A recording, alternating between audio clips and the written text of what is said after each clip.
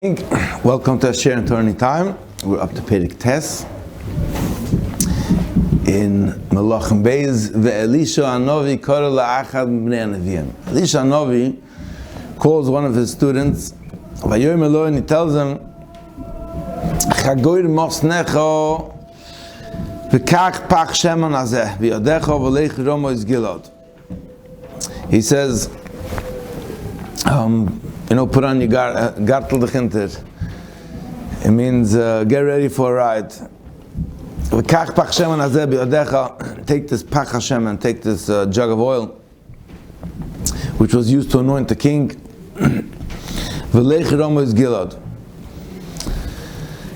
And go to Ramos Gilad. So there's a difference between a pach sheman and when they used to anoint the Melachim Beis David, the kings of the Vedic lineage, then they used to pour it out from a horn, the Shemen HaMishcha. Here they took Shemen in a pach. When you right, that means that whoever got anointed from a horn, that meant that the lineage would continue. Whoever gets anointed just from a jug, that's a one-time shot.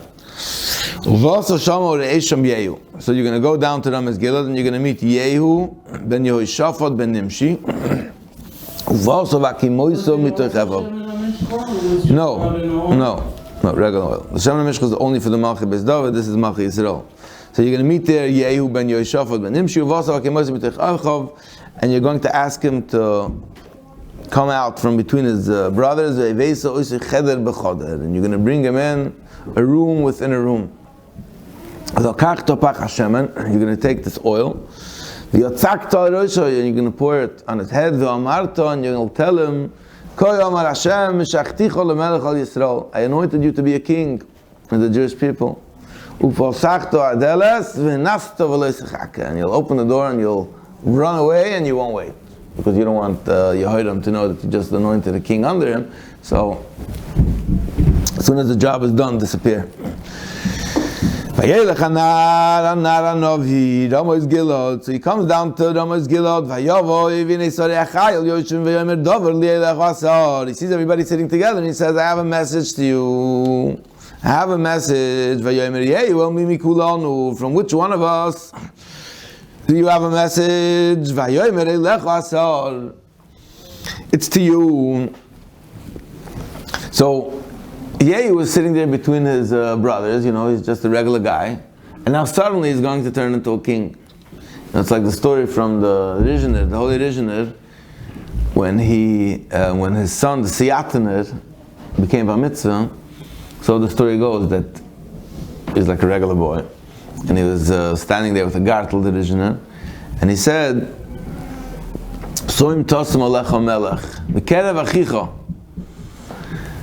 The pasuk says, from between your brothers you should appoint the king. And he said that the people from Delita, from Lithuania, once came to the Magid. Holy Mesitzah Magid, the outside was yesterday, in Tuskislev. And they told him that they want a Rebbe, they need a master, they need somebody to guide them. So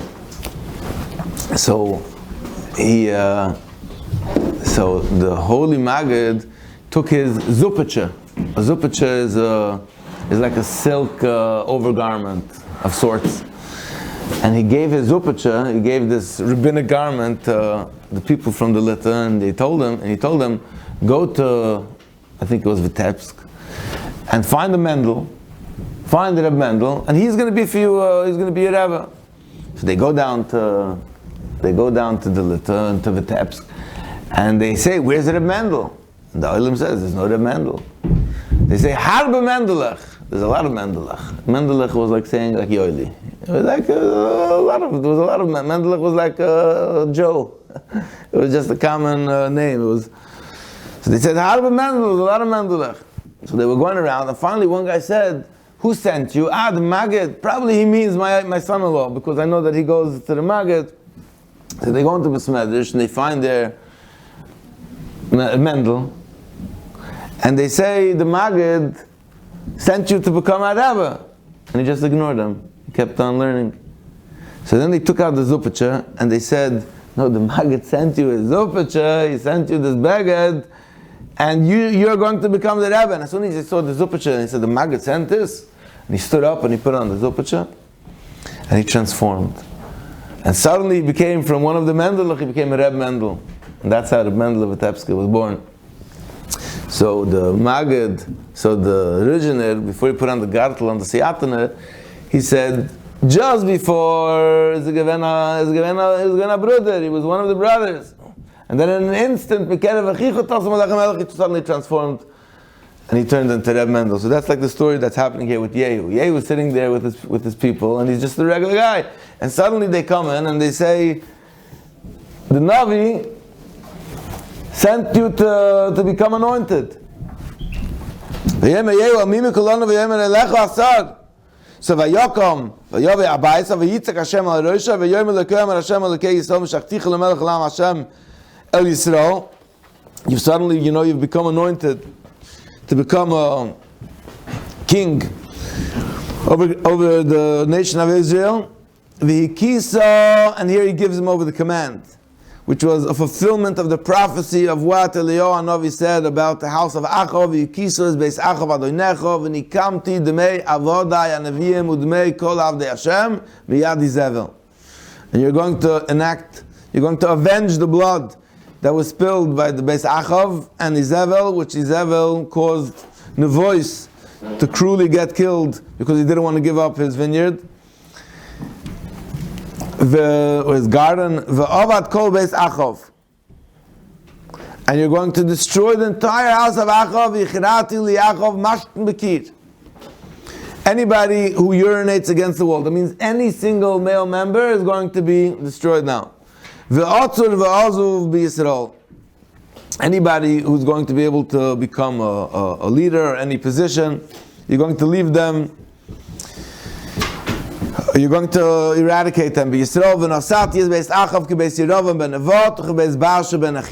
fulfillment of a long lineage of prophecies that whenever people fight against Hashem and they're choti umachti, the end is that nothing is going to remain of them, and so too will happen to the beis Achav. No, Achav himself didn't get killed because Achav had this little, this small period of time that he did tshuva, and he walked around with a sackcloth and he did tshuva on the killing of Nevois. But now the time came for the prophecy to get fulfilled.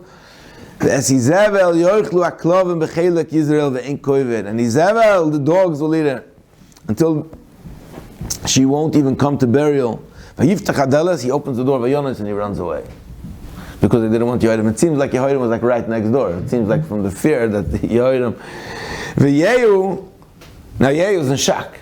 Yehu just became a Reb Mendel. He just turned from a plain Mendel to Reb Mendel. He goes back to the other servants. And the chief servant there, the chief officer said, Hashalom, everything okay? Why did this crazy man come to you? Now, the reason why it's called Meshuggah is one of two reasons. Either because a Navi was called a Meshuggah, because when prophecy would come down, he would lose total control over his body, and he was a Meshuggah, he was like out of line. Or it was just the way he came in. He came in and he ran away, so suddenly he was a Meshuggah, just simple. He's being commanded to wipe out the house of Achav? Yes. But then V'hichrati seems like Hashem's going to do it. No, Hashem said already long ago that I'm going to eradicate every single descendant of Achav. Now you're going to fulfill that command. Yehu was being told Yehu was being told that number one, that he's now the king, and number two, your first mission as king is to fulfill the prophecy that was given to Eliyahu Hanavi. Just a technical question. How are Nevi'im able to give such negative nevuas if they need this Ruach Hashem, this Simcha to be on them? Once they receive the message, they can just relay it? In order to get the message, the Navi had to be b'simcha. That's why we had V'hoyu Kanaga and Hamanaga, and that Elisha had to have music playing in order to be in a state of simcha. But what the prophecy is, sometimes the prophecy is good, and sometimes the prophecy is a hidden good. And sometimes the hidden good is that you have to eradicate the evil, but the prophecy is always good. The question is if it's good for the people. It's good for the people. Yeah. The question is, do you see the goodness right now, or are you going to see the goodness down the road? There's no evil that comes down from heaven. It's always either it's apparently good, or it's a hidden good. He said, why are you asking me? Like, you saw the guys, I'm a shogunate, what do you want? But they didn't buy it, and they said, you're lying. He told you something. Something just happened over here. He didn't just run in and just nothing. How get no one to tell us the truth? And he repeated, they gave me the Zuppacha. And you know what happened? So now, they accepted him. He became a Reb Mendel. They accepted him. The king was Yehoram. And the Navi is making a new king under him, and that's why he told the Ben HaNavi who came to run away, because he's murdered by Malchus. They put their garment beneath him. They lifted him up and they put him on this. He was used to be, if you ever go to Eretz Yisrael, you see these Roman clocks, you see these dials. You know that you have these round dials, and there's like a stick in the middle, and you see where the shadow shines. That's how you have a clock. There was another Roman clock, or I don't mean a Roman clock, but that type of a sun clock, like a sundial, a sun clock where you have steps, like a throne. And based on where the sun was at, you're able to see the shadow on the steps. So it was like a sort of a throne, because you had like all these steps going up. Probably, I'm imagining, there's 12 steps. Probably. So they put him up on the top step, and that becomes like a throne. So they're lifting him up, they're putting him on the throne, and they're accepting that he should be a king. The what? Right. I thought they put his underside on the top of the throne. They picked him up, they put it under him, he sat down, and he sat on the throne. I'll get him on Malos, in the top step. And they blew at Shofris. So they did all the steps that they accepted him as king. So he makes the connection to the officers, with these officers that were going to rebel against Yoram, and the only reason they were able to do that was because Yoram wasn't there. Because Yoram wasn't there now. So his officers were away from him, so it was possible to create this coup. He was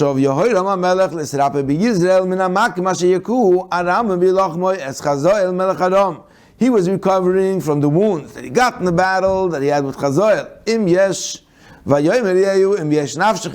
He said, look, you want me to be king? You just said that you want me to be king. You anointed me, and you accepted me, and you crowned me, you coronated me. Make sure nobody leaves and nobody leaks the word. Because if they're going to leak a word, then it's going to stop my ability to catch them by surprise. So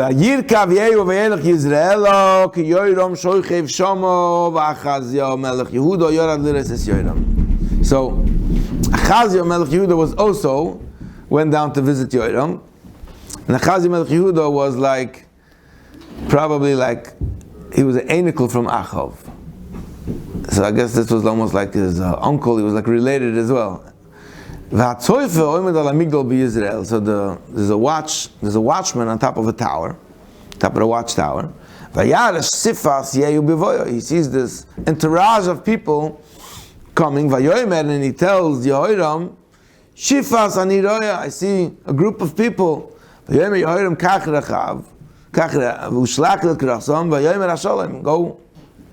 go with the horse, and ask them, are you coming for peace? Why are you coming? Why is he asking that? He thought that... he had no idea. He sees an entourage coming. He doesn't even know who it is.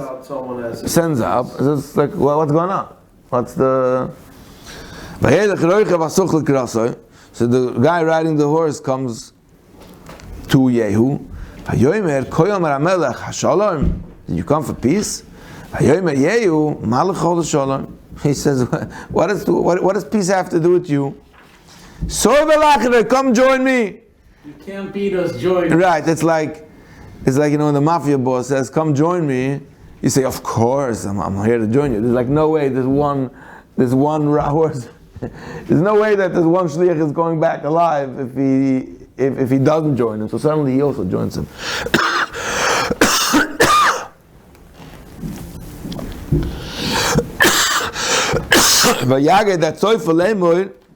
So now the watchman, he tells the king, Ba malach adheim.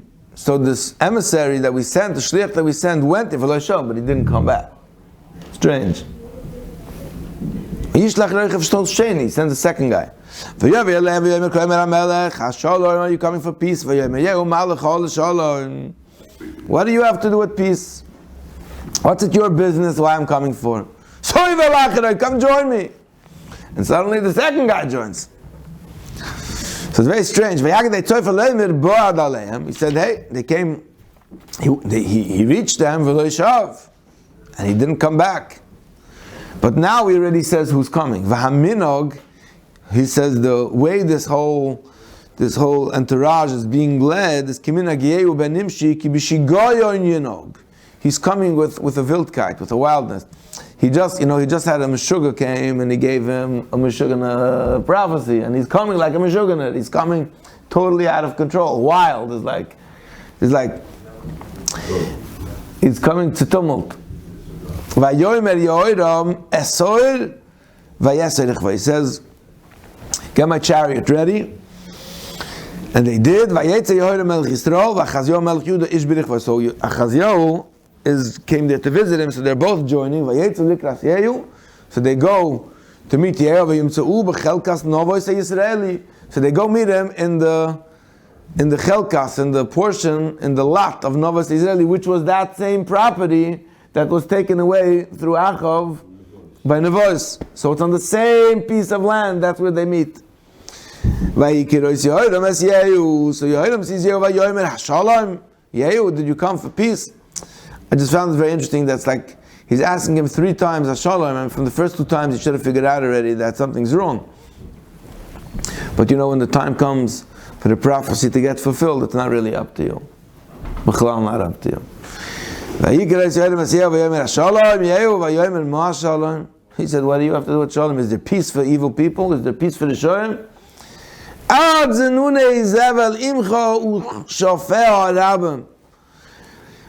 Zenune Izevel, the Znus of Izevel, your mother, I think is a lashon of like Kishef. Which means, is there peace for evil until your mother, all the Znus that she brought in and all the Kishef that she brought in, you're not worthy of any peace. You're worthy for punishment. So Yehoidim turned the wagon around, and he was trying to run away. He tells Achazyahu, Mirma Achazyahu. Achazyahu rebelled against me. Mirma Achazyahu. He's telling Achazyahu, he's talking to him. He's talking to his friend Achazyahu, and he says, Mirma, these people rebelled against me, Achazyahu. So now Yehu pulls his hand back with his bow and arrow. Bakeshes. So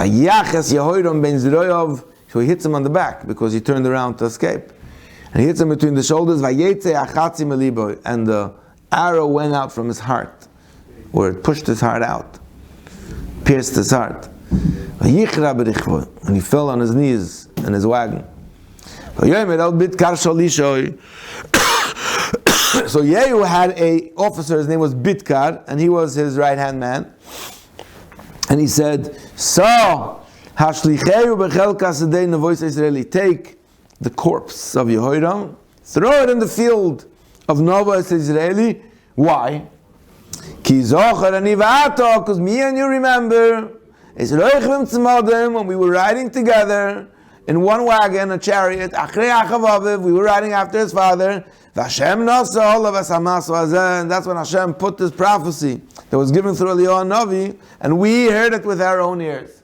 So sometimes you get Yezoich in your life to see something come full circle. Many times you see people do evil and nothing happens, and you hear a prophecy, But many years later, you see that stuff happens. And then you say, you remember? You remember what the Navi said then? And that's what Eliyahu Navi said. He said, Im loyas demei navos was demei banov isi emes. If I haven't seen the blood of Navois and his children, or the children that would have came of him, crying out, Tzoyakim min ha'adama, kol demecha tzoyakim alei min ha'adama. I saw the blood of Navois calling out to me from the ground. Ne'um Hashem. V'shilamti l'cho b'chelko azois. And Eliyahu Navi said, I'm going to pay you back. B'chelko azois, on this land. Ne'um Havaya. And do you see how we just met Yehu on this same land that the prophecy was given? Did you see the fulfillment? Alto so hashlicheu b'chelko kedvar Hashem. Now throw him on this chelko kedvar Hashem, that people should see and witness that it's like the words of Hashem, that the word of Hashem came true. V'achazio melech Yehuda do. Achazio saw what just happened to his friend Yehu. V'yonos derech beis Hagan, he runs away. V'yidef achrav Yehu, and Yehu runs after him. V'yomed gam oiso yaku el hamerkava. Him too hit him on his chariot. Why? Because he is also from the Zerah of Achav, because he was the son of Atalyahu bas Achav. Who's chasing who now? Same guy, same Yehu. He's chasing. He's killing both kings in one day. Haz is also not a kosher king. He was the king.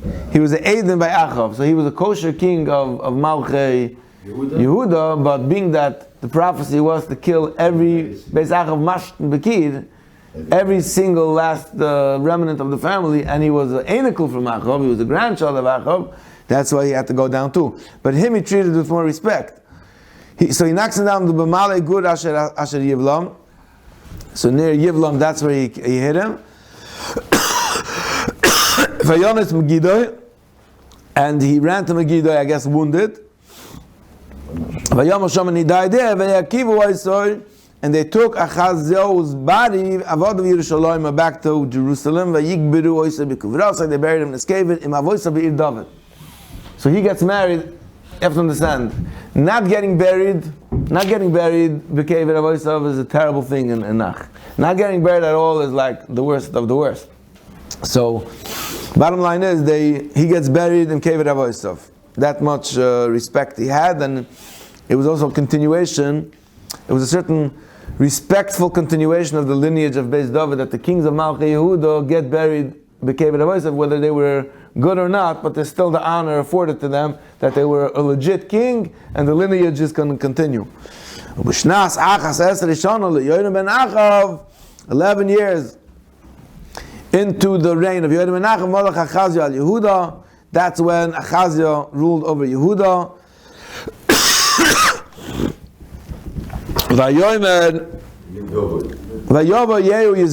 So now comes the fulfillment of the next prophecy, which was Vayova Yehu Yisrael. So Yehu comes to Yisrael, Izevel Shama. Now Izevel is the wicked Izevel. She was the one who she was the Achav himself would have done tshuva many times through, but Izevel is the one. She was the one who worshipped Asherah. She was the one who didn't even let her prophets go to Eliyahu B'Har HaKarmel, and she was the one who persecuted the Nevi'im until Avadia had to have these 100 Nevi'im hiding out. She was the one who put on the chariot of Achav these embossed figures of the prostitutes. She was the one. She was a wicked woman, and she was right. She was wicked, and she was the reason why Chazal say why Achav fell through, because he got schlecht Kasnagat. She also always she was like, she controlled them. She was the one who made Nevois, get Nevois killed. She was always here to. So Izevel hears what Yehu did to his son, that her son was just killed. So what does she do? So everybody does when they're in a place of crisis. Your inner like emotion comes out. Like some people beg. Other people say Shema Yisrael. Other people stand up to fight. Everybody, the Nakuda comes out. Nakuda Pnimius Mamish comes out. So what does she do? She puts on makeup. She goes, she stands in front of the mirror, she puts on makeup. And she beautifies herself. She arranges her hair. She makes herself she's like preparing herself for a relationship. So she goes on the window like she's the queen, and she looks out from on top, looking down on Yehu coming in. She stayed the queen meanwhile, I guess? She was, yeah. She's the queen, or she's at least the mother from the king. And she's looking out. So whether her intention was that she wanted to beautify herself because she wanted to entice Yehu in order that she should somehow get into a relation with him, or she was just trying to be haughty or pride, that, whatever it is, it just brings out who she was. So Yehu comes through the gates. So Atoimer, she looks down and she says, Hashalom, you coming for peace? Because even if you killed your master, don't worry, it's been done already before. Zimri killed already his kings or his masters. So it's like, just like Zimri killed and he took over, it seems like she was saying, okay, so you killed my son, now you're going to take over? I'm available. Shalom. Can you imagine or what's going to happen to you in the end? Or what's going to happen to you in the end? It's not clear how, but whatever it is, She's talking about Zimri. Zimri was the one who, one of the rebels. Yeah, Zimri was the one who was one of the rebels back in the history of rebellions in Malchei Yisrael. I think he's the one who killed the king, but then the people didn't follow him. Could be. And there was two guys then. There was a civil war in between over there. Right, so she's trying to say that you're also not going to last. Could be. Not clear. But regardless, she's definitely playing the cards.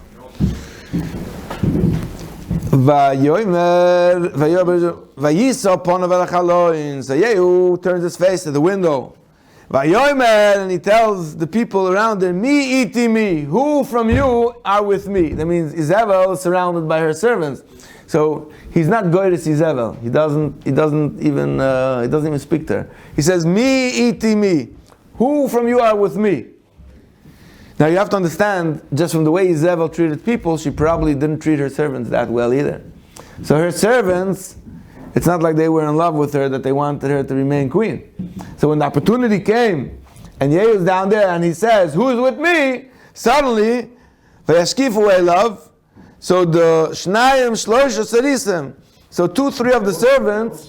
They're also looking at him as someone that just killed two kings. Two kings. Do you think he's going to lose the battle? Right. Wife. Right. Right. So they're betting on him. So they're betting on him. Yeah, that would be Pashup Pshat. So they give like a sign that they're like, "We're with you. We're with you." Vayomer, so Yehu said, "Shimtua, throw her out of the window." Vayishmetua, so they picked her up and they threw her out of the window. Vayizmi doma lakir velasusim, and her blood splattered on the wall and to the horses. Vayir mesena, and then Yehu drives out with his horse and he tramples her with the horse. Vayavoy, vayechel vayesh, he goes back home and he sits down and he eats. This is a sign of a king. Like mission accomplished, you took over. Now you're suddenly you're the boss, you're in charge. You sit down to eat, you make a suda. Vayomer, and he said, Pigdu, remember or take care. Pigdu no as aruda is this cursed woman. V'kivrua, and bury her, not because she's worthy of being buried, just kibas melachi. We have to respect you have to respect the position. There's a position of a king, respect it. So. Which kingdom is she a daughter? Well, she's Izebel first. Okay, Bas Melech, who's from a Goyish king. Yeah. The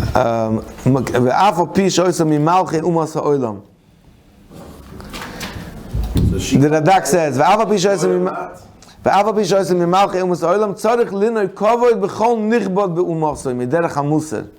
מדרך המוסר. And Yoram didn't get buried? Wait, let me just finish. ותולו בכבוד בילה לפי שגורמה מסוסו ועבד למלכוסו. He didn't say bury her because she's the queen, because she's the wife of a king. Because he was the one who destroyed his whole kingdom. But because she was the daughter of a Goyish king, and you have to respect positions of kingship, of leadership, it's just a cloud godly. You always have to respect leadership. That's what Chazal say, that you should have mispal b'shloi malchus. You always have to pray for the shloi malchus. Even if the malchus is a corrupt malchus. Kil moloi malchus, it's going to turn into anarchy. You have to respect. It's like when Saddam Hussein told them, he said that you know, you're going to cry, that you're going to regret that you killed me. Even though Saddam Hussein was by all accounts a wicked king, he abused people, he killed people, but when you take away the institution of a malchus, then you end up having what you have, and you have total chaos and anarchy, and what happened later was 1,000 times worse, and the abuses that happened was 1,000 times worse than when you destroyed the entire infrastructure of leadership. So they went to bury her. They didn't find her. Besides her skull and their hands and her feet, because she was devoured by the dogs. So they came back and they told him, and Yehu said, yep. Why Raglaim in Kapot Yadayim? Why? He said, Rashi says, she's yeah. dancing for Hassanim in Kales. אמנו רבנו שעושה מרקדס לפני חסנים ביודעו ברגלהו